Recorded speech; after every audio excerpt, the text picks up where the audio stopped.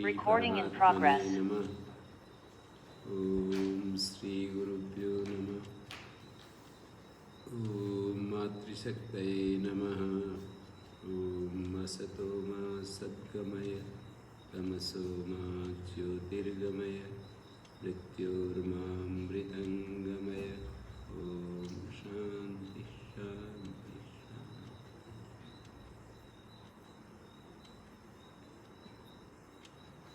योग का प्रारंभ कहाँ से करें? इसका उत्तर है शुद्धि से। शरीर की शुद्धि हम सब परिचित हैं, वस्त्र की शुद्धि, स्थान की शुद्धि, अपने डाइनिंग रूम, अपने शौचालय की गलियों की सफाई करते हैं, ये बाह्य शुद्धि कहलाती है। तो बाह्य शुद्धि से हम सब परिचित हैं। खेत में किसान लोग नलाई गुड़ाई करते हैं, वो भी एक शुद्धि का रूप है। स्वीपर जो झाड़ू लगाते हैं वो भी एक शुद्धि का ही रूप है। हम रोज़ाना वस्त्र साफ करते हैं, तो इन सब शुद्धियों से हम सब परिचित हैं। यहाँ कुछ कहने की आवश्यकता नहीं है। शुद्धि से हमारा मन प्रसन्न होता है और बाह्य जो रोग के कीटाणु हैं वो हम पर आक्रमण नहीं करते, हम स्वस्थ बने रहते हैं। यानी स्नान से, जल से जो शुद्धि होती है या झाड़ू से जो शुद्धि होती है वो भी हमारे लिए लाभदायक है और उससे हम शारीरिक रोगों से बचते हैं, ऐसा सबका अनुभव है। ये बात सर्वविदित है, सर्व प्रसिद्ध है और इसका आदरणीय मोदी जी ने भी इसको सफाई अभियान, नदियों की शुद्धि, इस रूप में उन्होंने अपना एक प्रोग्राम रखा है अपनी पार्टी का। यानी बाह्य अशुद्धि से रोग बढ़ते हैं, ये पक्का है।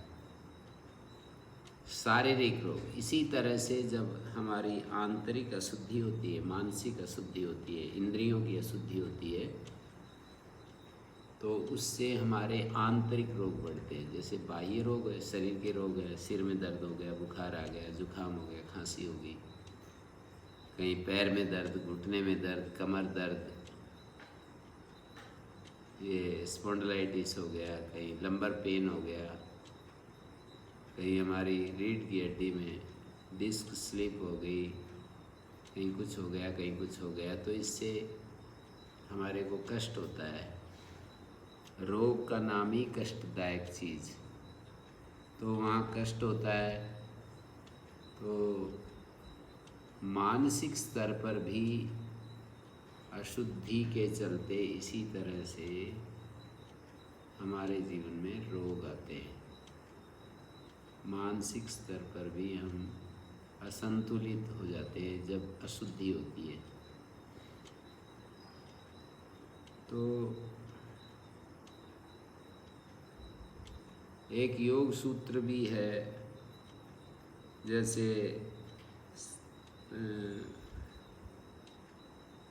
तपा स्वाध्याय ईश्वर प्रणिधानानि क्रिया योगा, शौच संतोष तपा स्वाध्याय ईश्वर प्रणिधानानि नियम। मतलब दो जगह ये सूत्र है। दूसरे पाद का पहला सूत्र है, योग शास्त्र का जो दूसरा पाद है उसका पहला सूत्र है तपा स्वाध्याय ईश्वर प्रणिधानानि क्रिया योग। क्रिया योग बताया, 3 चीज़ों के समुच्चय का नाम क्रिया योग है। शारीरिक तप, वाचिक तप और मानसिक तप, 3 प्रकार के जो तप हैं।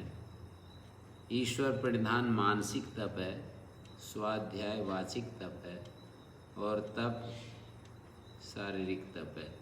और तप जो है वहाँ पर अशुद्धि, तप से अशुद्धि का क्षय होता है।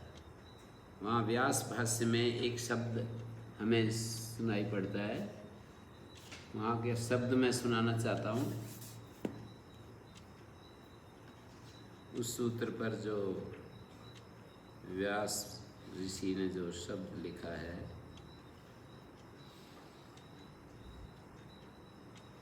वे कहते हैं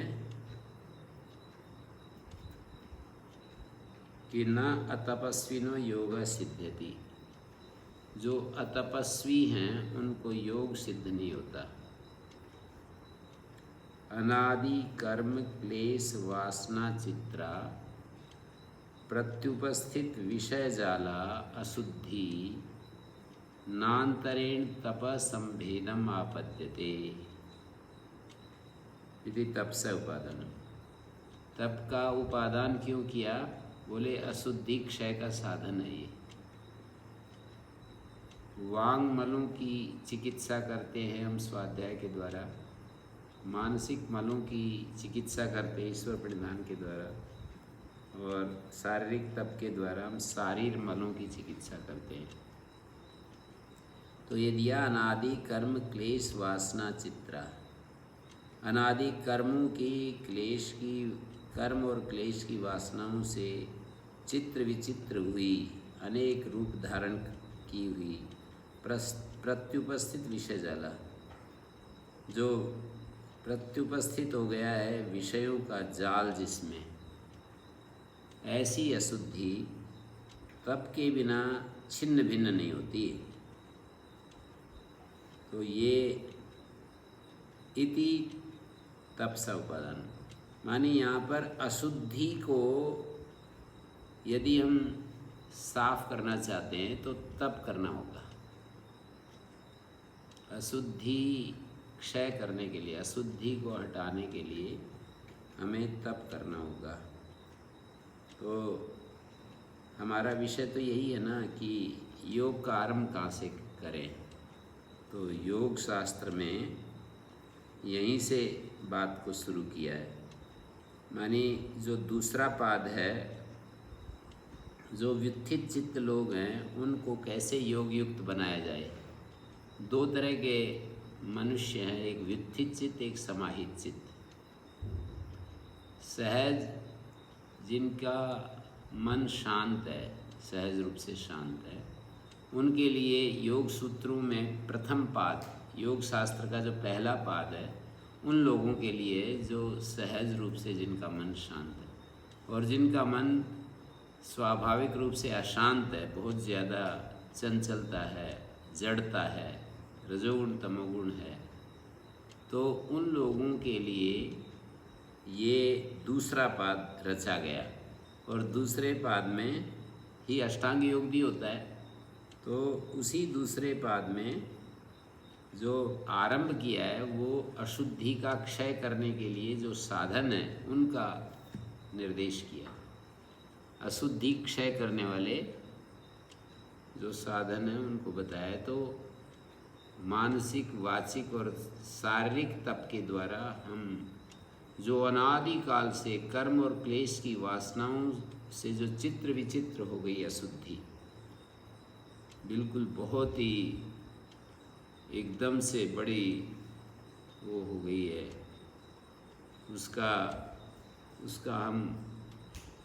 उसको हटाने के लिए हमारे लिए बहुत बड़ा मुश्किल जैसा काम हो गया है।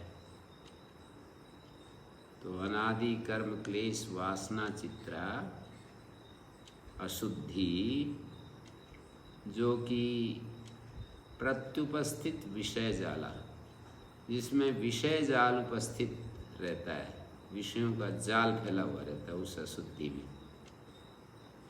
वो अशुद्धि बिना तप के हट नहीं सकती है। यहाँ से शुरुआत की है। तो मैं यही कहना चाह रहा हूँ, योग के 4 स्टेप हैं। श्री अरविंद ने 4 स्टेप में अपने योग को विभाजित करके बताया, और उसका पहला स्टेप शुद्धि है।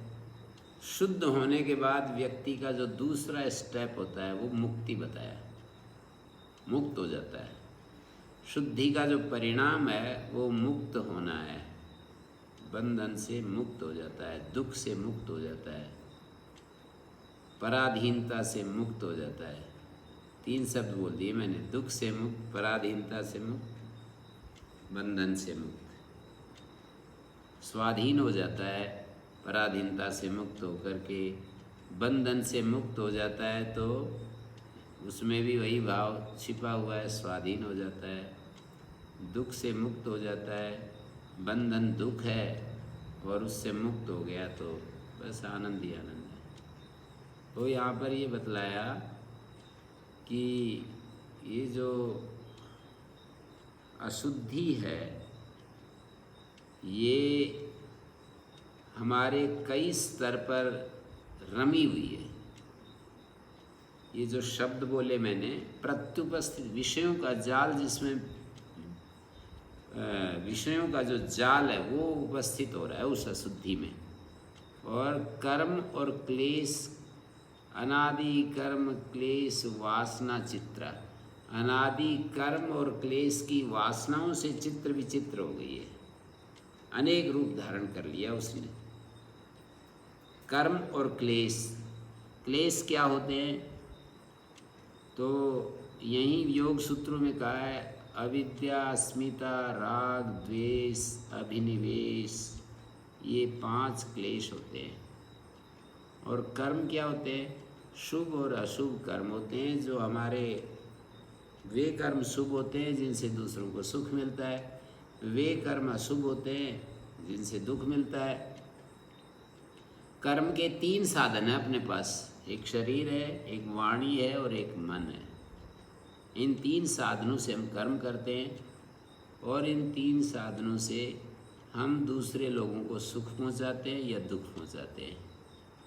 जैसे किसी ने कठोर बोल दिया, किसी ने किसी की चुगली की, किसी ने व्यर्थ बातें करके अपने समय को गंवाया, किसी ने झूठ बोल दिया और दूसरे को कष्ट दिया। तो इन सब कामों से मतलब वाणी को पकड़ करके मैंने 4 बातें कह डाली। गीता में कहा कि वाणी का जो तप करते हैं वो क्या करते हैं, तो उन्होंने वाणी का तप में बताया, अनुद्वेग करम वाक्यम, सत्यम प्रियम हितम च यत्, स्वाध्यायाभ्यसनम चैव वाङ्मयम तप उच्यते। वाङ्मय तप है, वाणी का तप है ये, और तप है अशुद्धि को हटाने का साधन। ये तो मैंने अभी बता ही दिया कि अशुद्धि हटेगी तप से। जैसे स्नान शारीरिक अशुद्धि का हटाने का साधन होता है, अद्भिर गात्राणि शुद्ध्यन्ति, मनः सत्येन शुद्ध्यति, विद्या तपोभ्याम भूतात्मा, बुद्धिर्ज्ञानेन शुद्ध्यति। तो ये जो शुद्धि है, हमें अपने मन को भी शुद्ध करना है, बुद्धि को भी शुद्ध करना है और अपनी इंद्रियों को भी शुद्ध करना है। इनको सबको शुद्ध करने से क्या होगा, सहज रूप से मन शांत हो जाएगा, बुद्धि ठीक ठीक देख पाएगी चीज़ों को। ये परिणाम होगा, शुद्धि हटने पर हमारा मन एकाग्र हो जाएगा, शांत हो जाएगा और बुद्धि सही सही देख पाएगी चीज़ों को, जो चीज़ जैसी हैं उनको वैसा देख पाएगी और धैर्य शक्ति बढ़ जाएगी। और शुद्धि होने पर संसार के जो विषय हैं, इंद्रियों के विषय, उनसे वैराग्य हो जाएगा और हमारी इच्छा शक्ति बहुत दृढ़ हो जाएगी और धर्म में हमारी स्वाभाविक रूप से स्थिति हो जाएगी। इतनी सारी बातें हो जाती हैं अशुद्धि के क्षय होने से। तो जैसे मैंने कहा कि अपने पास 3 साधन हैं, तीनों साधनों से हम दूसरों को बहुत कष्ट दे सकते हैं और बहुत सुख भी पहुंचा सकते हैं, दोनों काम हो सकते हैं। हमने यदि किसी की चुगली की तो स्पष्ट है हमने कष्ट पहुंचा दिया। हमने किसी को कठोर बोला, घर के रिलेशन में संबंधों में पति पत्नी को, पत्नी पति को, जब निरंतर हम दो व्यक्ति पास पास रहते हैं, सावधान ना रहें और एक बार शुरू हो गई बात तो फिर बड़ा मुश्किल होता है। जैसे पानी रिसना एक बार शुरू हो गया बांध में तो धीरे धीरे वो बड़ा स्थान बना लेता है। तो जो लोग एक बार भी मौका नहीं देते अपने जीवन में, उनका तो जो संबंध है उनमें एक बार भी यदि मौका ना दें, मतलब एक पक्ष भी यदि एक बार भी मौका ना दे, तो फिर जब दोनों ही पक्ष चूक जाते हैं तो फिर वो प्रवाह चल पड़ता है और वो श्रृंखला जो है ना अलग रूप ले लेती है। तो हमारे को जो चाहते हैं कि दूसरे को कष्ट ना मिले तो सावधान रहना पड़ता है कि भाई किसी को मेरी वाणी से कष्ट ना मिले। बार बार सोचते सोचते भी बाण टूट जाते हैं ना। तो जो सही समय में मानी हमारी जब मानी हमारी जो हमारी एक स्थिति होती है, हमारा समय होता है शांति का और एक संघर्ष का, दो तरह के समय होते हैं ना। जैसे अभी जब हम बैठे हुए विचार कर रहे हैं तो ये शांति का समय कहोगे या संघर्ष का समय कहोगे, मैं पूछूं तो क्या उत्तर देंगे? ये जो बैठे बैठे आप सुन रहे हो, मैं सुना रहा हूँ, तो इसको आप शांति का समय कहेंगे या संघर्ष का समय कहेंगे? शांति का समय है ये। ऐसे ही आप स्वाध्याय कर रहे हैं अपने कमरे में, ये भी शांति का समय। आप उपासना कर रहे हैं, आप इसी तरह धर्म चर्चा कर रहे हैं, ये भी शांति का समय है। तो शांति का समय में जब हम अपने मन को सुझाव देते हैं तो मन उस समय तो बहुत अच्छे से स्वीकार कर लेता है कि हाँ बिल्कुल ऐसा ही करना है। पर संघर्ष के समय ये जो सुझाव हैं भूल जाते हैं। संघर्ष का समय क्या होता है? कोई अहंकारी हमारे सामने अपना अहंकार दिखाने लगे, कोई व्यक्ति,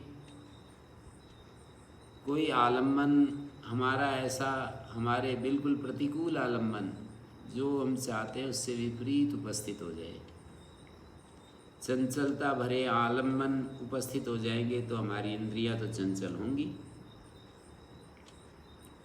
माने एक आलम्बन भी हमारे मन को, इंद्रियों को अशांत करने में, चंचल करने में कारण बताया है। आलम्बन से भी बचना पड़ता है प्रारंभ में कि भाई किसी व्यक्ति से, किसी व्यक्ति के साथ संवाद करने से हमें परेशानी होती है तो बचना पड़ता है कि भाई बच करके रहे। और ना बचा जाए, मान लो पति पत्नी है और पता चल गया कि भाई ये इस तरह से इनको बहुत परेशानी होती है और ये कुछ भी बोल सकती हैं। पति को पता लग गया, पत्नी को पति के बारे में पता लग गया और एक जगह रहना होता है, तो फिर वहाँ पर सावधानी बरतनी पड़ती है बहुत ज़्यादा बोलते समय, अंतर्मुख रहते हुए, और फिर वाणी निकालनी पड़ती है, तब तो बचाव हो जाता है। और हम बिल्कुल, हमारे ज़बान ऐसे जैसे कि स्टैन गन में से गोलियां निकलती हैं, ऐसे खटाखट जब हमारी ज़बान चलने लगती है तो फिर बड़ा मुश्किल हो जाता है। उस समय हमारी वाणी बेकाबू हो जाती है। तो ये बेकाबू वाणी दूसरों को कष्ट देती है।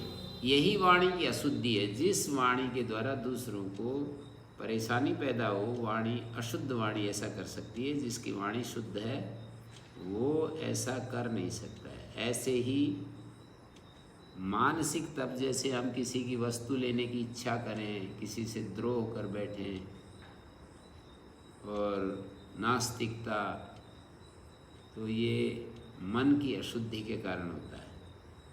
आदमी ये कह बैठता है अरे कुछ नहीं है, ये सब फालतू बातें लोगों ने बना रखी हैं, सारी ये आलसी लोगों के काम है, ये कुछ काम किया नहीं जाता, और भगवान और ये वो धर्म, ये सब बातें। तो ये सब मानसिक अशुद्धि के कारण ऐसा होता है। ऐसा विचार जो हमारे मन में आते हैं वो मानसिक अशुद्धि के कारण आते हैं। और ये जो किसी की वस्तु को, मतलब वस्तु देखी किसी की अच्छी चीज़ मेरे पास आ जाए, ऐसे हम बहुत ज़्यादा करते हैं। तो ये अशुद्ध मन के कारण से ऐसा होता है।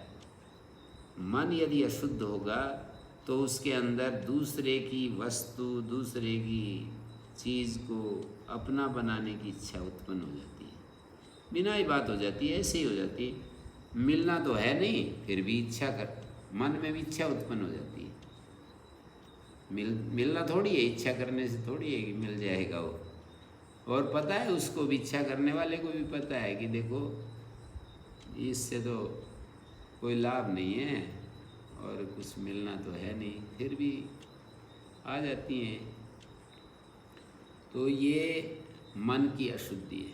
3 अशुद्धियाँ मन की, एक तो नास्तिकता, एक मतलब द्रोह करना, किसी से विश्वासघात करना, द्रोह करना, ये मानसिक अशुद्धि से होता है। और एक होता है स्पृहा, माने मानसिक इच्छा दूसरे के पदार्थों की, वस्तुओं की।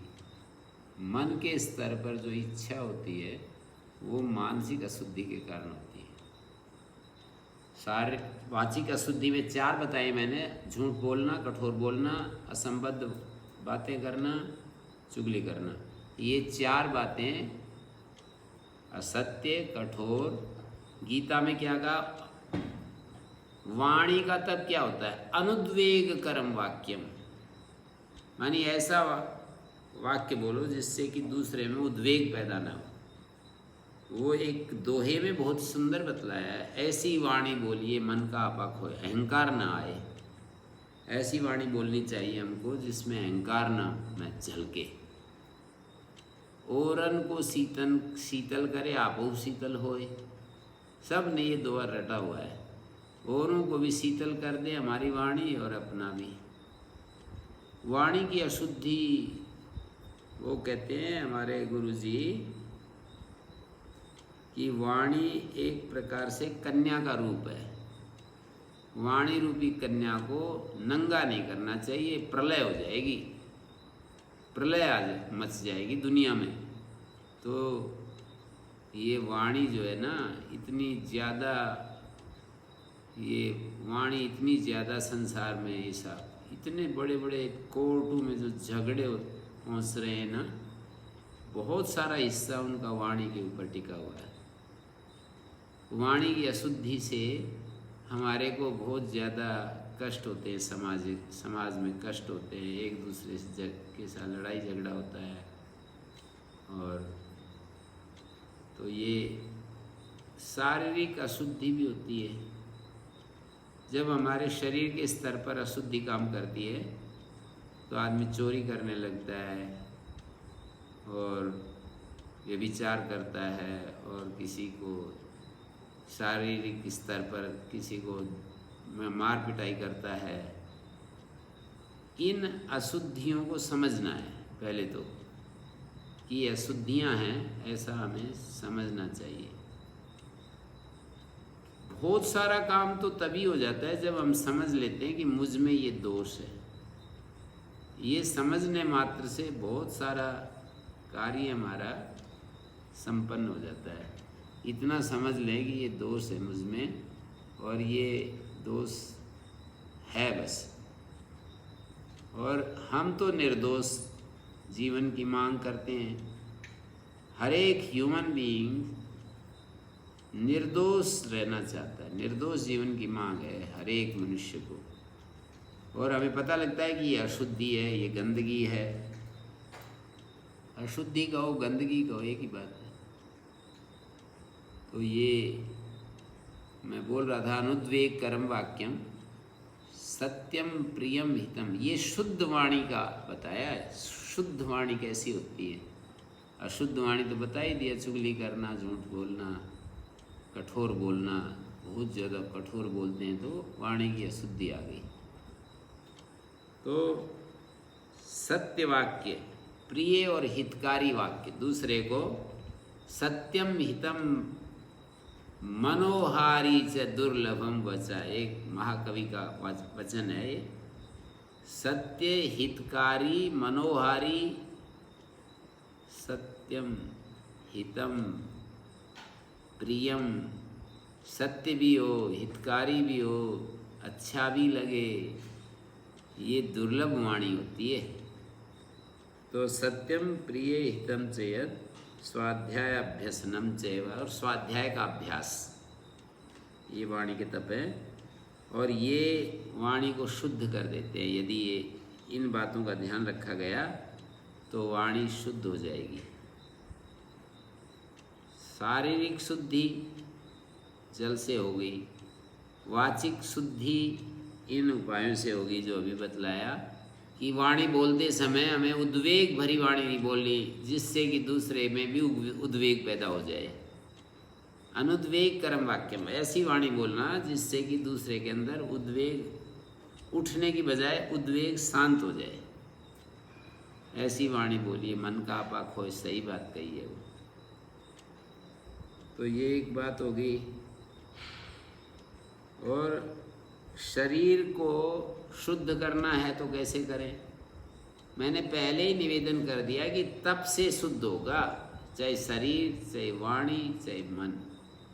तो वाणी का तप करेंगे तो वाणी शुद्ध हो जाएगी, शरीर का तप करेंगे तो शरीर शुद्ध हो जाएगा। कैसे करें शरीर शुद्ध?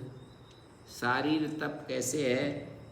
तो भगवान ने बतला दिया, देव द्विज गुरु प्राज्य पूजनम, देवताओं की, ब्राह्मणों की, गुरुओं की, और दूसरी तरफ ज्ञानी जनों का पूजन, ये सब जो है देव द्विज गुरु प्राज्य पूजनम। शौचम आर्जवम, पवित्रता, शारीरिक पवित्रता, सरलता, ब्रह्मचर्यम अहिंसा च शारीरम तप उच्यते। ब्रह्मचर्य और अहिंसा, किसी को कष्ट न देना शरीर से, इतनी बातें शारीर तप में आती हैं। शारीर तप से शारीरिक अशुद्धि दूर होती है। शरीर में जो एक अशुद्धि के परमाणु हैं वो छंटते चले जाते हैं। और ये मानसिक अशुद्धि जो मैंने बतलाया कि जो द्रोह करना, दूसरे की वस्तुओं की इच्छा करना और नास्तिकता, ये सब मानसिक अशुद्धि के रूप हैं। तो भगवान ने कहा मना प्रसाद सौम्यत्वम मौनम आत्म विनिग्रह, मन का प्रसन्न होना, रहना, सौम्य शांत रहना, मौन, आत्म विनिग्रह, मन की प्रसन्नता, शांत भाव, भगवत चिंतन करने का स्वभाव, मन का निग्रह, मौनम आत्म विनिग्रह, अपने मन का, अंतःकरण का निग्रह। आत्मा, यहाँ पर आत्मा शब्द शास्त्र में कई अर्थों में प्रयुक्त होता है, अनेकार्थक शब्द है आत्मा। तो आत्म विनिग्रह का मतलब होता है कि जिससे मन का निग्रह ही आत्म विनिग्रह है।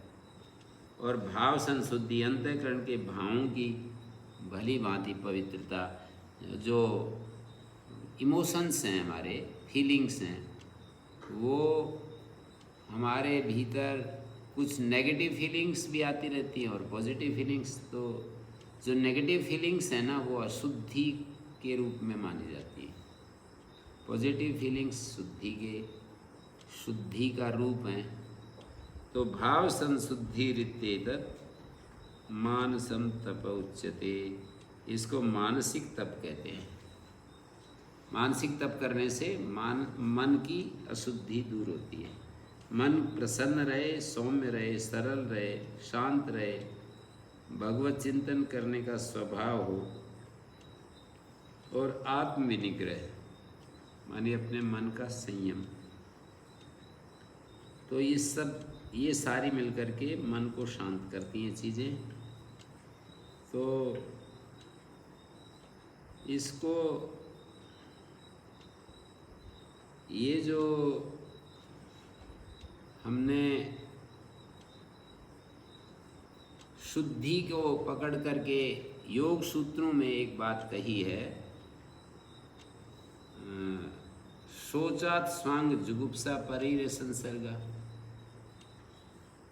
शौच का मतलब शुद्धि, स्वांग जुगुप्सा होती है, उससे अपने ही शरीर के अंगों में जुगुप्सा पैदा होती है, तो दूसरे के शरीर को तो बिल्कुल नहीं छूना चाहेगा। जिसने दूसरे के छूने को ही छूना ही जिसने छोड़ दिया, वो व्यभिचार तो कहाँ से करेगा। दूसरे को ऐसे छूना ही छोड़ दिया, अब बतलाओ दुराचार व्यभिचार तो क्या करेगा, छूना तक छोड़ दिया उसने। जो शौच के ऊपर केंद्रित हो रहा है, वो व्यक्ति इतना ज़्यादा उसके अंदर अशुद्धि अनुभव करने से इतना बड़ा परिणाम आता है उसके मन में, क्रांतिकारी परिणाम आता है कि सारे शरीर अशुद्ध हैं, इनको क्या छूना। और अगले सूत्र में सत्व शुद्धि सौमनस एकाग्रेंद्रिय आत्मदर्शन योग्यत्वानी, 5 चीज़ें इकट्ठी कर दी। शुद्धि से क्या क्या मिलता है। सत्व शुद्धि होती है, अंतःकरण की शुद्धि होती है। सौमनस से मन प्रसन्न रहता है, एकाग्रता रहती है, इंद्रिय जय होता है, हमारी इंद्रियों पर विजय रहती है। आत्मदर्शन की योग्यता आती है, आत्मा का अनुभव करने की जो योग्यता है वो भी पैदा हो जाती है। छांदोग उपनिषद में भी इसी तरह की बात समझाई। आहार शुद्धो सत्व शुद्धि, सत्व शुद्धो ध्रुवा स्मृति, स्मृति लंबे सर्व ग्रंथि नाम विप्रमोक्ष। यदि हम जो भोजन ग्रहण करते हैं इंद्रियों के द्वारा, एक तो जिह्वा के द्वारा भोजन ग्रहण करते हैं, मुख के द्वारा, एक आँख के द्वारा, एक कान के द्वारा, एक त्वचा इंद्रिय के द्वारा, एक नासिका के द्वारा। तो इन 5 इंद्रियों के द्वारा हम आहार भीतर ले जाते हैं। आँख से रूप हमारे भीतर जाता है, कान से शब्द जाते हैं, त्वचा से स्पर्श हमारे भीतर जाता है, नासिका से गंध जाती है, रसना से रस का अनुभव भीतर जाता है। तो इंद्रियों से ये 5 इंद्रियों के विषय हमारे भीतर जाते हैं। वो विषय यदि राग के साथ जाते हैं तो हमारे अंतःकरण को अशुद्ध कर देते हैं, और राग द्वेष से मुक्त होकर के वो विषय यदि हमारे ज्ञान के रूप में हमारे भीतर पहुँचते हैं, बुद्धि में पहुँचते हैं, विषय 5 इंद्रियों के द्वारा राग द्वेष रहित होकर के उन विषयों को हम ग्रहण करते हैं और वे हमारी बुद्धि में पहुँचते हैं, तो हमारा मन प्रसन्न हो जाता है। गीता में दूसरे अध्याय में एक प्रकरण चलता है, स्थित प्रज्ञ से का भाषा। इस दुनिया में स्थित प्रज्ञ की क्या परिभाषा है। स्थित ही किम प्रभासेत, स्थिति कैसे बोलता है, कैसे चलता है, कैसे बैठता है। स्थित प्रज्ञ से का भाषा समाधिस्थ से केशव, है केशव, समाधिस्थ व्यक्ति की क्या परिभाषा है, वो कैसे बोलता है, कैसे बैठता है और कैसे चलता है। स्थित प्रज्ञ व्यक्ति, स्थिर मति जो है ना, वो कैसे ये सब काम करता है। तो यहाँ पर एक ये जो प्रकरण है आगे, इसके बाद ये एक प्रकरण है यहाँ से 54 नंबर श्लोक से और दूसरे अध्याय की समाप्ति तक 72 नंबर श्लोक है। 54 से 72 तक, 54 और 10 64 और 10 54 माने 53 और 10 63, 53 और 10 63, या 54 और 10 64, 64 और 8 18 श्लोक है। 19 श्लोक समझ सकते हैं। स्थित प्रज्ञ से का भाषा को जोड़ें तो 19 हो जाते हैं। इसको छोड़ करके आगे देखें। ये तो प्रश्न है। स्थित प्रज्ञस्य का भाषा, ये तो हमारा, ये तो प्रश्न उठाया है अर्जुन ने। इसके बाद 18 श्लोकों में समाधान दिया है। 72 तक 18 श्लोक हो जाते हैं, यानी 54 और 10 64, 64 और 8 72, 18 श्लोकों में समाधान दिया है। तो 18 श्लोकों में एक श्लोक ये भी आया, राग द्वेष वियुक्तस्तु विषयान इंद्रियैश्चरन्। राग और द्वेष से वियुक्त होकर के व्यक्ति इंद्रियों के द्वारा विषयों को ग्रहण करता है, आत्माधीन होकर के, आत्मवशी माने अपने अंतःकरण, वो अपने अधीन किए हुए अंतःकरण वाला, आत्मवशी विधेय आत्मा जो है साधक, अपने वश में की हुई राग द्वेष से, अपने वश में की हुई राग द्वेष से रहित इंद्रियों द्वारा विषयों में विचरण करता हुआ अंतःकरण की प्रसन्नता को प्रसादम अधिगच्छति। प्रसाद कहते हैं निर्मलता को प्राप्त हो जाता है। प्रसादे सर्व दुखानां हानिरस्योपजायते। सारे दुख, यदि हमारी बुद्धि निर्मल हो जाए, मन निर्मल हो जाए, प्रसाद कहलाता है वो।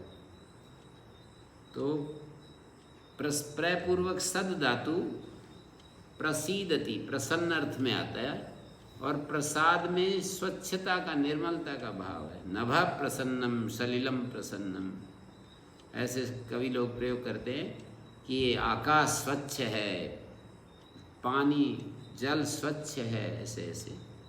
तो इन श्लोकों में ये एक बात कही कि राग द्वेष वियुक्त होकर के इंद्रियां विषयों को ग्रहण करती हैं, अपने अंतःकरण के अधीन की हुई इंद्रियों के द्वारा, अंतःकरण के वश में हुई इंद्रियों के द्वारा, आत्मवश्य इंद्रियई राग द्वेष वियुक्तई विषयान चरन विधेय आत्मा प्रसादम अधिगच्छति। जो विधेय आत्मा व्यक्ति होता है वो प्रसन्नता को प्राप्त होता है, और प्रसाद में सब दुखों की हानि होती है, और बुद्धि बहुत ही सुंदर हो जाती है। प्रसन्न चेतसो यासु बुद्धि परिवर्तिष्ठति।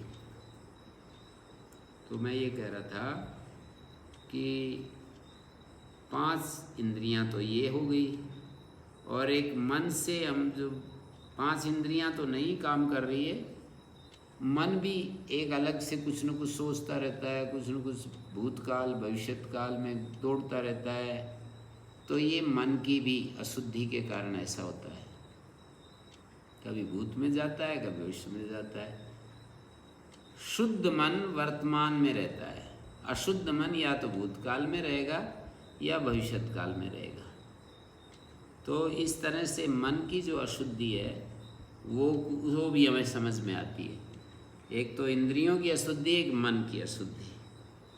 आहार शुद्धो सत्व शुद्धि। इंद्रियां जब शुद्ध होती हैं, 5 इंद्रियां स्वस्थ आहार लेती हैं, तो उसे आहार शुद्धो सत्व शुद्धि, मन की शुद्धि हो जाती है, बुद्धि की शुद्धि हो जाती है। सत्व शुद्धि का मतलब अंतःकरण की शुद्धि, बुद्धि शुद्धि, मन शुद्धि, मन शुद्धि। आहार शुद्धो सत्व शुद्धि, सत्व शुद्धो ध्रुवा स्मृति। जब अंतःकरण शुद्ध हो जाता है तो हमारी स्मृति जो है ना वो निश्चल हो जाती है, और स्मृति लंबे सर्वग्रंथि नाम विप्रमोक्षा। और जब हमारी स्मृति निश्चल हो जाती है तो सारी हृदय की गांठें कट जाती हैं, वासना क्षीण हो जाती है। हृदय की गांठें क्या चीज़ है? वासना। तो वासना क्षीण हो जाती है। मैंने अपनी बात शुरू यहाँ से की है कि योग का आरंभ कहाँ से होता है। योग का आरंभ शुद्धि से होता है, उसका परिणाम मुक्ति है। मुक्ति का परिणाम तीसरा स्टेप श्री अरविंद ने आनंद बताया है, और चौथा स्टेप पूर्णता। चौथे स्टेप पर जाकर हम पूर्ण हो जाते हैं। यहाँ पर स्थिर प्रज्ञ जो बताया ना, शुद्धि का परिणाम है स्थित प्रज्ञ होना। और यूँ भी कह सकते हो कि स्थित प्रज्ञ व्यक्ति स्थित प्रज्ञ हो जाए तो उसको अपने मन बुद्धि इंद्रियों को सबको साफ कर देता है। लेकिन स्थित प्रज्ञ तो शुद्धि का परिणाम कहना चाहिए।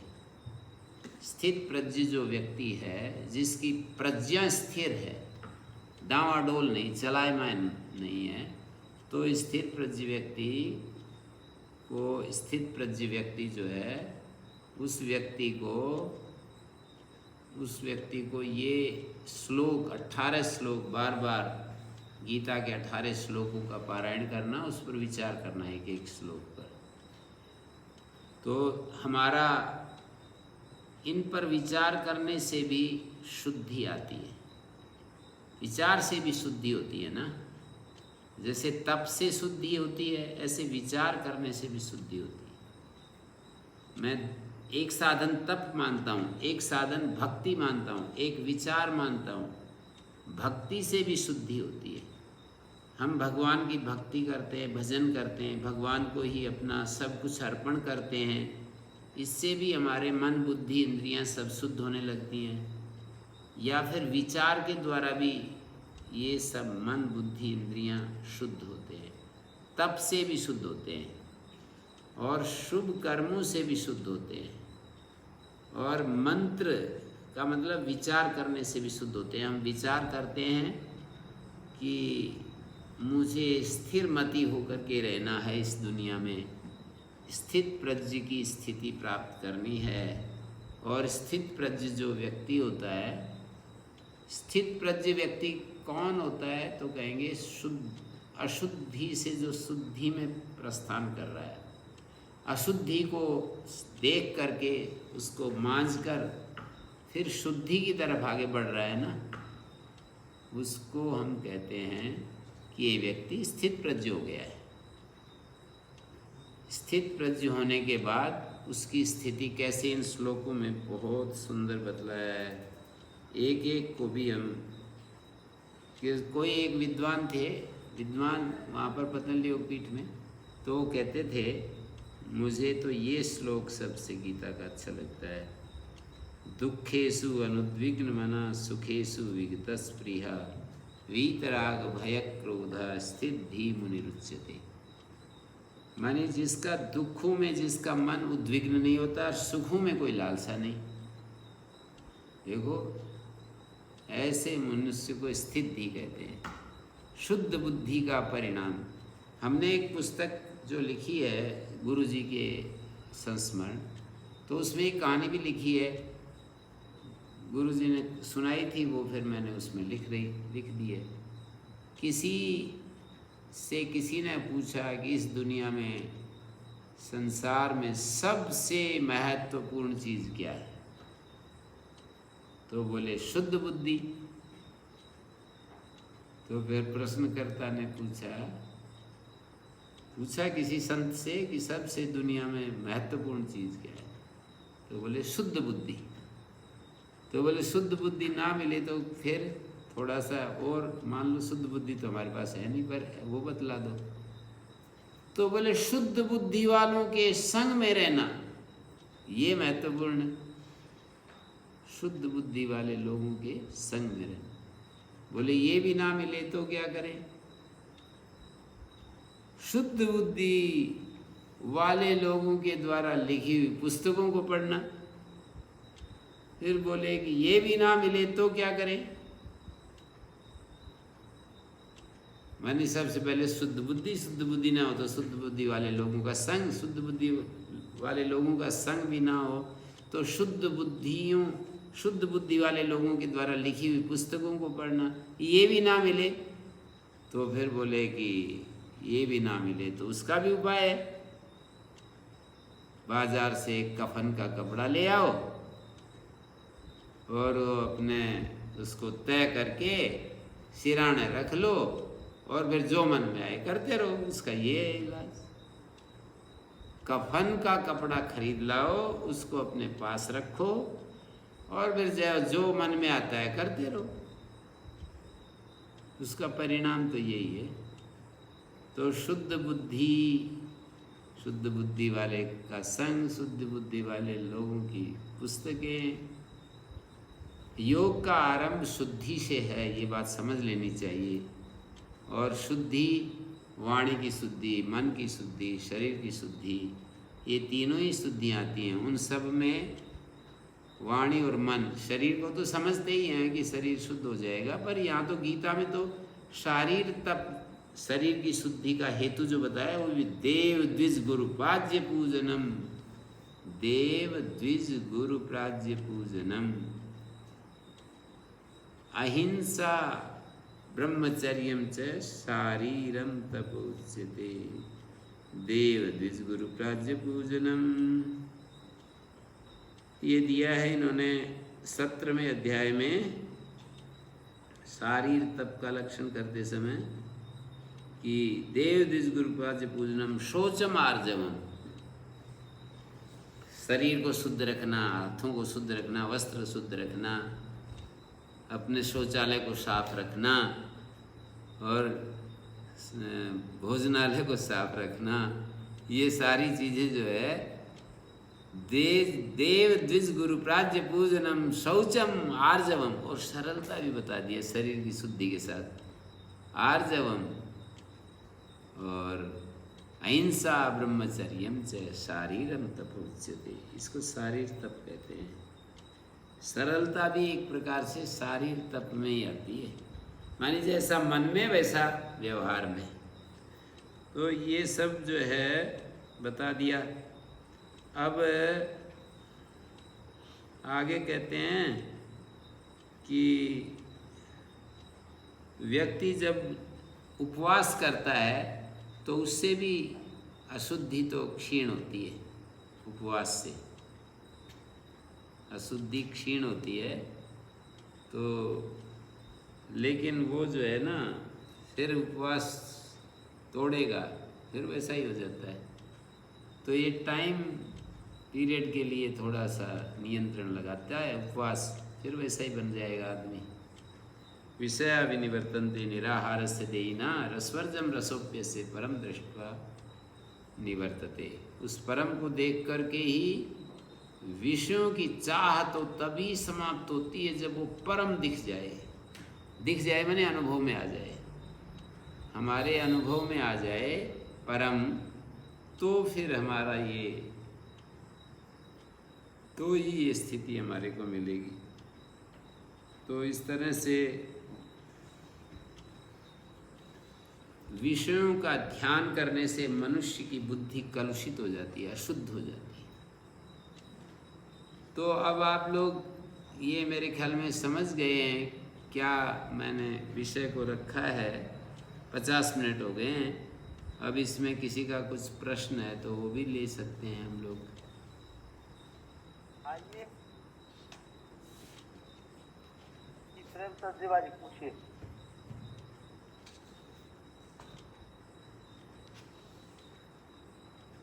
ओम नमस्ते स्वामी जी। जी जी स्वामी जी, ये तप से हमने अभी आपसे जाना शुद्धि जी, तो तप और शौच में क्या फर्क है फिर? जैसे शौच संतोष, तप स्वाध्याय, ईश्वर प्रणिधान, ये भी एक जो मैंने उसको बताया ना, कारण कार्य का संबंध जोड़ा मैंने। वो एक योग सूत्रों का हवाला देते हुए, व्यास भाष्य का हवाला देते हुए मैंने ये कोशिश की कि वहाँ ये लिखा है कि बिना तप के जो अशुद्धि जन्म जन्म से संचित होती आ रही है ना हमारे अंतःकरण में, वो बिना तप के शुद्ध नहीं होगी। तो शौच संतोष तप स्वाध्याय मानी वहाँ पर तो 5 जो नियम गिनाए हैं, वहाँ शौच का मतलब 2 प्रकार का शौच दिखाया है, एक शारीरिक शौच और एक आंतरिक शौच, आंतरिक शुद्धि। तो आंतरिक शुद्धि क्या है, तो वो तो मैंने बता ही दिया, सूत्र सत्व शुद्धि सौमनस्य। और तप को भी ऐसे ही जोड़ा है वहाँ पर योग सूत्रों में।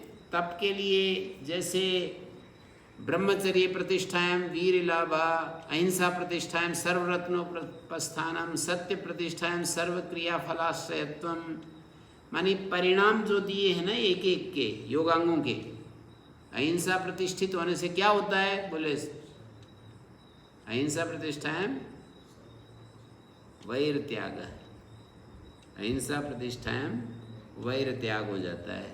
सत्य प्रतिष्ठा से क्या होता है, उसकी वाणी अमोघ होती है, वो कह दे धार्मिक हो जाए तो वो व्यक्ति धार्मिक हो जाएगा, उसकी वाणी में इतनी शक्ति आ जाती है।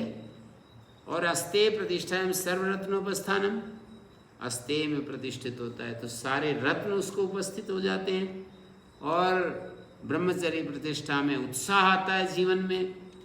और अपरिग्रह स्थैर्य जन्म कथनता संबोध, अपरिग्रह में स्थित होता है जो जन्म की कथनता का बोध होता है कि जन्म कैसे हुआ, मैं कहाँ से आया, मैं कौन हूँ, इसका बोध होने लगता है। शरीर का जो तादात्म्य वो टूटने लगता है अपरिग्रह से। और शौचात स्वांग जुगुप्सा परेर संसर्गा और सत्वशुद्धि सौमनस्य एकाग्र इंद्रिय च आत्मदर्शन योग्यत्वानि च, ये जो है आंतरिक शुद्धि का परिणाम दिया। और तपस की बात कही, कायेंद्रिय शुद्धि अशुद्धि क्षयात् तपसः, अशुद्धि का क्षय होने से तप के माध्यम से काय और इंद्रियों की शुद्धि होती है। और स्वाध्याय दिष्ट देवता संप्रयोग समाधि सिद्धीश्वर प्रणिधानात्, तो ये सब योग सूत्र में ना बहुत ही सारे एक एक परिणाम दिया है।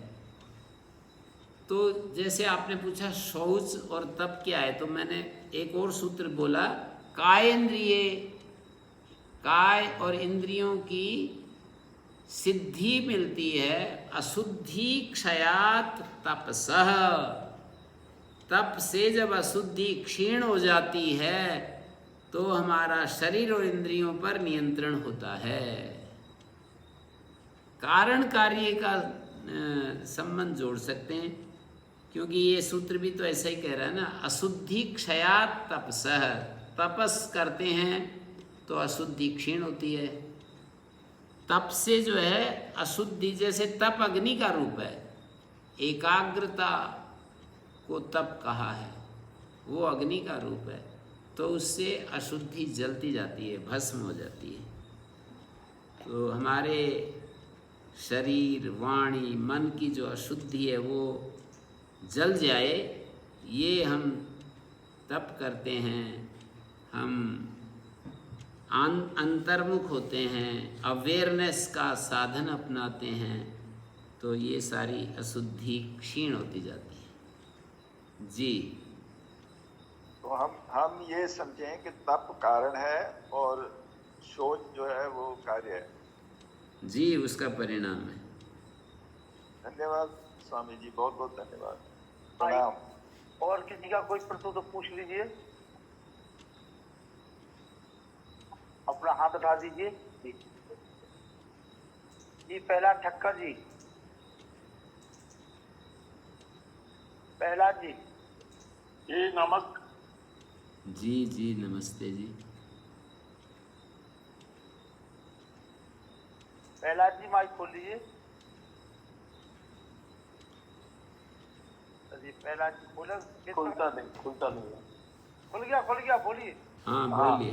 जो तप से शुद्धि से तप, तप से शुद्धि और शुद्धि से मुक्ति, मुक्ति से आनंद, और आनंद के बाद की क्या अवस्था बताई वो जरा दिखाइए। पूर्णता। जी धन्यवाद। सब प्रकार से पूर्ण हो जाते हैं बस फिर तो। बहुत शर्मा जी। स्वामी जी नमस्ते। नमस्ते जी। स्वामी जी क्या तप भी 3 प्रकार के होते हैं, सात्विक तप, तामसिक तप और राजसिक तप?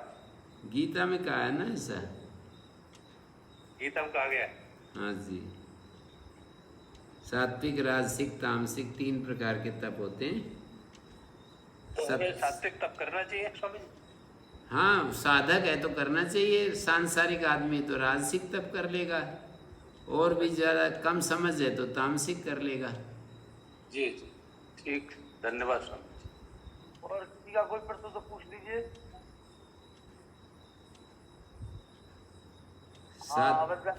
पूछिए।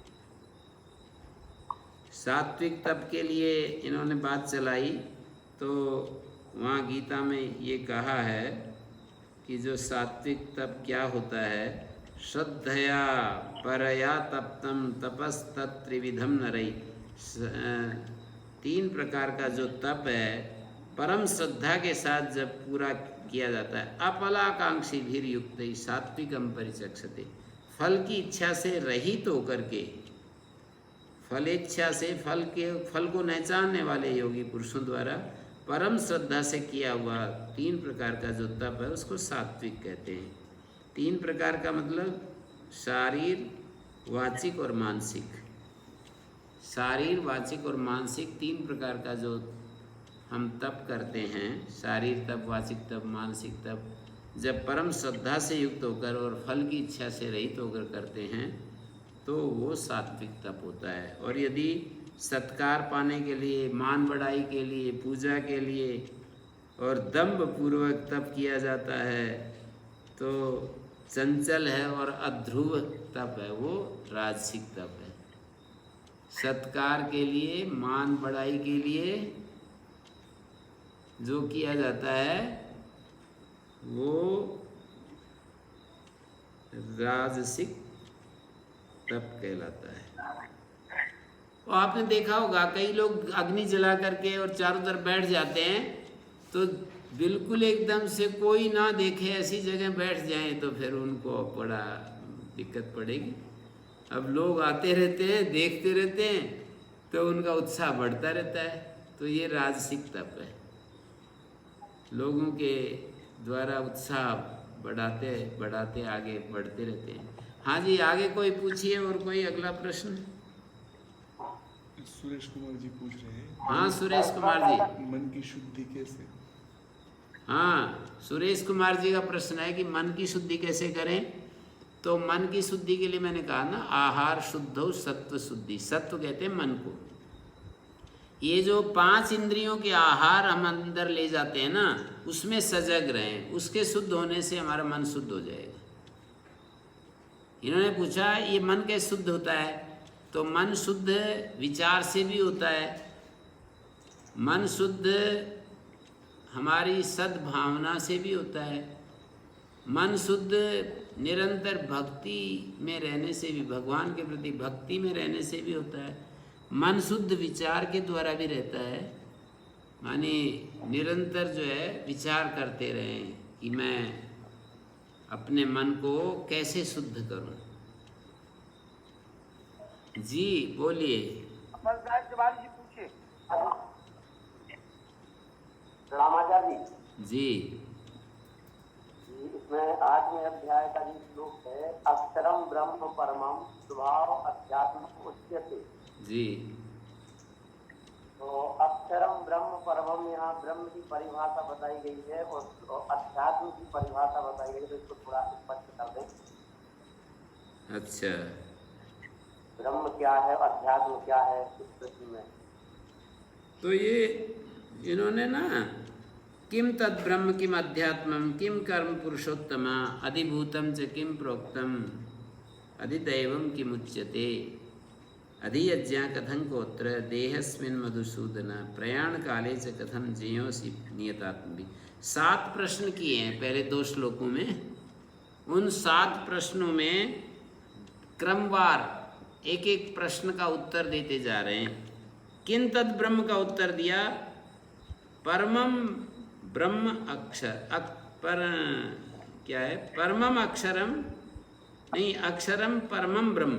ये जो अक्षर तत्व है ना, अविनाशी तत्व है, वही परम ब्रह्म है। अविनाशी जो हमारे भीतर जो अविनाशी तत्व है, परम अक्षर वही ब्रह्म है। परम शब्द अक्षर से जोड़िए, परम अविनाशी जो तत्व है उसको ब्रह्म कहते हैं। और स्वभाव अध्यात्म, ये दूसरा प्रश्न है, किम अध्यात्मम। तो उसका उत्तर दिया कि स्वभाव अध्यात्म उच्यते।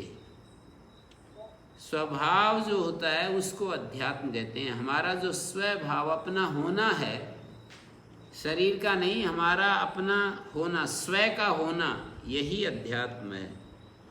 और तीसरा प्रश्न है किम कर्म, तो बोले भूत भावोद्भव करा। भूतों के भाव को उत्पन्न, भूतों की सत्ता को उत्पन्न करने वाला जो त्याग है, वो कर्म नाम से कहा जाता है। जैसे कि हम यज्ञ करते हैं, आहुति देते हैं, घी सामग्री आदि छोड़ते हैं तो त्याग करना होता है, उससे बादल बनते हैं, बादलों से फिर वर्षा होती है, वर्षा से फिर हमारे शरीरों की उत्पत्ति होती है, भूत भावोद्भव करा। और चौथा प्रश्न है अधिभूतम च किम प्रोक्तम, अधिभूत क्या है? तो का अधिभूतम क्षरो भावा, ये जो चीज़ें जो नष्ट हमारे सामने ही क्षीण होती जाती हैं, क्षीण होती जाती हैं, यही अधिभूत है। उत्पत्ति विनाश धर्म वाले पदार्थों को ही अधिभूत कहते हैं।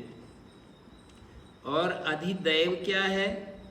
पुरुषश्च अधिदैवतम, हिरण्मय पुरुष, शास्त्रों में सूत्र आत्मा, हिरण्यगर्भ, प्रजापति, ब्रह्मा आदि नामों से जिसको याद करते हैं तो वो पुरुषस्थ अधिदैवतम, अधिदैवत है वो। हिरण्मय पुरुष ही अधिदैव है हमारे शरीर में। और देहधारियों में ये जो है देहे देह भृतांबरा, हे देहधारियों में श्रेष्ठ, देह में विद्यमान। ये पूछा था कि अधियज्ञ कथं कोत्र, अधियज्ञ कौन है और कैसे है इस शरीर में? उत्तर दिया कि अधियज्ञ अहमेवात्र, मैं ही अधियज्ञ हूँ इस शरीर में। जो अंतर्यामी रूप से रहने वाला परमात्मा ही अधियज्ञ है। और प्रयाण काल में संयत आत्माओं के द्वारा कैसे जाना जाता हूँ मैं? प्रयाण काले जगधम जियोसी नियतात्म भी, नियतात्माओं के द्वारा कथम जियोसी, कथम त्वम जियोसी, युक्त चित्त वाले पुरुषों द्वारा अंत समय में आप किस प्रकार जानने योग्य हो? तुम कैसे जाने जाते हो? माने तुम का मतलब परमात्मा कैसे जाना जाता है? तो फिर उसका उत्तर ये आगे दिया है कि अंतकाले च माम एव स्मरण मुक्त्वा कलेवरम, अंतकाल में मेरे को ही स्मरण करते हुए इस शरीर को, कलेवर माने शरीर को त्याग कर, या प्रयाति समद्भावम याति नास्त्यत्र संशया, जो मेरे भाव को प्राप्त करता है, मेरे साक्षात स्वरूप को प्राप्त होता है, उसमें कुछ भी संशय नहीं है। मानी अंतकाल में मुझे ही स्मरण करके इस शरीर को त्याग करके वो आगे बढ़ता है, वो मुझे ही प्राप्त हो जाता है। मतलब अंतिम समय में जैसी हमारी मति होती है वैसी हमारी बुद्धि होती है। कुल मिलाकर के अंतमति सोगति वाला सिद्धांत बता दिया। ये हमारा आज का जो विषय चल रहा था उससे हट करके आपने प्रश्न कर दिया तो भी मैंने बता दिया है, कोई बात नहीं।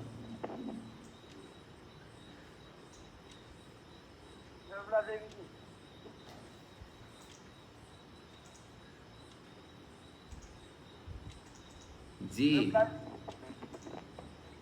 निर्मला देवी जी माइक खोलिए। अभी आपका वो माइक नहीं खुल रहा है। हाँ जी, हाँ माइक स्वामी जी। हाँ खुल गया अब। हाँ जी, ये जो है पुरुषार्थ और तप, क्या पुरुषार्थ से ही मुक्ति मिलती है? पुरुषार्थ और तप एक ही चीज है स्वामी जी? देखिए, पुरुषार्थ और तप एक ही चीज है। पुरुषार्थ का मतलब है जो हमारी जो गति है, हम जो काम कर रहे हैं, जो हम चल रहे हैं ना, उस गति को तेज गति करना, या कभी गलत दिशा में चल रहे हैं तो मोड़ करके सही दिशा में ले जाना, ये सब पुरुषार्थ से होता है। और पुरुषार्थ में तप का मतलब एकाग्रता होता है, और पुरुषार्थ में भी तप का मतलब एकाग्रता, और पुरुषार्थ, एकाग्रता, पुरुषार्थ सारी एक ही जैसी चीजें हैं।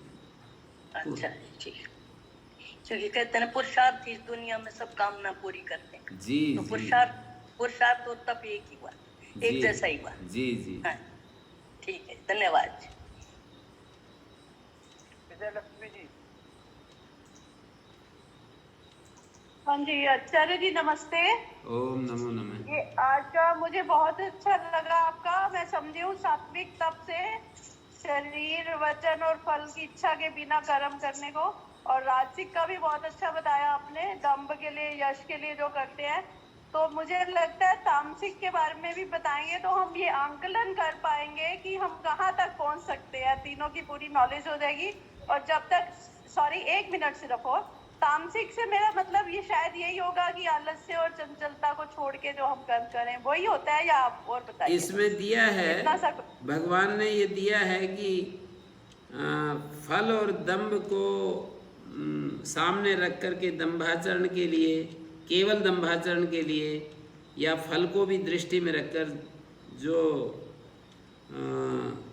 माने जो किया जाता है, अशास्त्र विहितम घोरम, ये दिया है लक्षण, अशास्त्र विहितम घोरम, शास्त्र में जिसका कोई मूल हमको देखने को नहीं मिलता।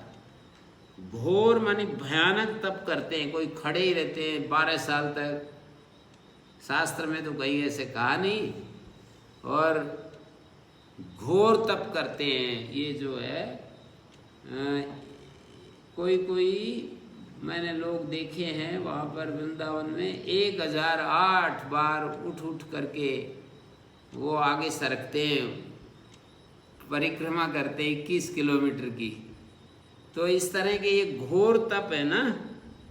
दम्भ अहंकार संयुक्ता काम राग बलान्विता, काम राग से बल से युक्त हुए दम्भ और अहंकार से संयुक्त होकर के कर्षयंता शरीरस्थम, और अपने शरीर में स्थित भूतग्रामम अचेतसा माम चैवंत शरीरस्थम तान विद्धि आसुर निश्चयान, वो आसुरी तप करने वाले लोग हैं। और एक बात और मैं पकड़ के बताता हूँ, तामसम, आपने पूछा तामस तप क्या है, कहते हैं मूढ़ग्राहीण आत्मनो, मूढ़तापूर्वक हठ से मन वाणी और शरीर की पीड़ा के साथ, यत पीड़या क्रियते तपा, मन वाणी और शरीर की पीड़ा के सहित किया जाता है, दूसरे का अनिष्ट करने के लिए किया जाता है, वो तप तामसिक तप है। दूसरे को नष्ट करने के लिए जो तप किया जाता है वो तामसिक तप। और शरीर मन वाणी को कष्ट देते हुए किया जाता है, और बड़े मूढ़तापूर्वक हठ से जो किया जाता है वो तामसिक तप। चंद्रकांता जी पूछिए, माता चंद्रकांता जी पूछिए, क्या पूछ रही? हाँ जी, स्वामी जी सादर नमस्ते। जी जी। आपने ये बताया था कि योग सूत्र में, योग में एक सूत्र है कि साधक दुराचारी छूने को भी प्रेज करता है, दूर रहता है जी। उसके विषय में भी वो कौन सा सूत्र है? शौचात स्वांग जुगुप्सा परैर संसर्गा, दूसरे पाद का संख्या भी बता देता हूँ जी। संख्या शौचात स्वांग जुगुप्सा परैर संसर्गा, मैं उसकी सूत्र संख्या बता देता हूँ।